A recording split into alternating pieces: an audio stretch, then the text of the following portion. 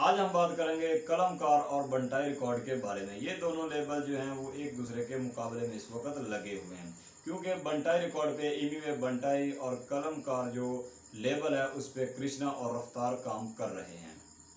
बंटाई record 2 साल पहले शुरू हुआ था, जिसे इमी वे बंटाई ने शुरू किया था। इस लेबल को शुरू करने का मकसद ये था कि इस लेबल पर जितने भी आर्टिस्ट हैं वो आज़ादाना तौर पर अपने गाने जो हैं वो रिलीज़ कर सकें और उन्हें एक किस्म की आज़ादी होनी चाहिए कि वो अपने गाने इस लेबल पर रिलीज़ करते रहें और लोगों तक पहुंचाते रहें। तो इसलिए इमी वे बंटाई ने एक लेबल बनाया जिसका नाम रखा गया बंटाई रिकॉर्ड्स। बंटाई रिकॉर्ड से जितने भी गाने आते हैं उनमें अक्सर रैप सॉन्ग होते हैं और इस लेबल पे हर हफ्ते हमें कोई ना कोई नया सॉन्ग सुनने को मिलता है। बंटाई रिकॉर्ड ने 3 बिलियन व्यूज के साथ 2 साल में 4 लाख सब्सक्राइबर हासिल किए हैं। हैरानगी की बात यह है कि बंटाई रिकॉर्ड ने इतने कम अरसे में इतने सब्सक्राइबर और इतने कम व्यूज में इतने सब्सक्राइबर कैसे हासिल किए। इसकी भी एक कहानी है। वो इस तरह इमी वे बंटाई का जो ऑफिशियल मेन चैनल है उसके उस वक्त जो सब्सक्राइबर थे वो 15 मिलियन से 16 मिलियन के दरमियान थे।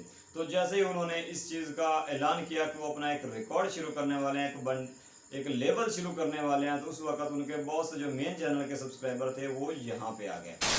बंटाई रिकॉर्ड के जो मेन आर्टिस्ट हैं, बड़े आर्टिस्ट हैं, उनमें यंग गालिब, घोष और हिलाक हैं। अब बात कर लेते हैं कलमकार के बारे में। कलमकार का जो पहला नाम था वो था एके प्रोजेक्ट। इसे अंकित खन्ना और रफ्तार ने शुरू किया था, जिसमें बाद में कृष्णा भी शामिल हो गए थे।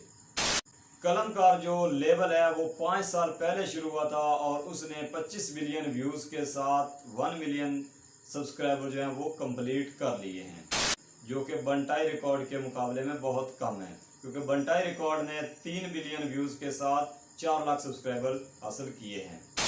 कलमकार के जो मेन आर्टिस्ट हैं और बड़े आर्टिस्ट हैं उनमें कृष्णा और रफ्तार हैं। इसके अलावा भी इस लेबल पे बहुत ज़्यादा आर्टिस्ट हैं जो इस पे काम कर रहे हैं।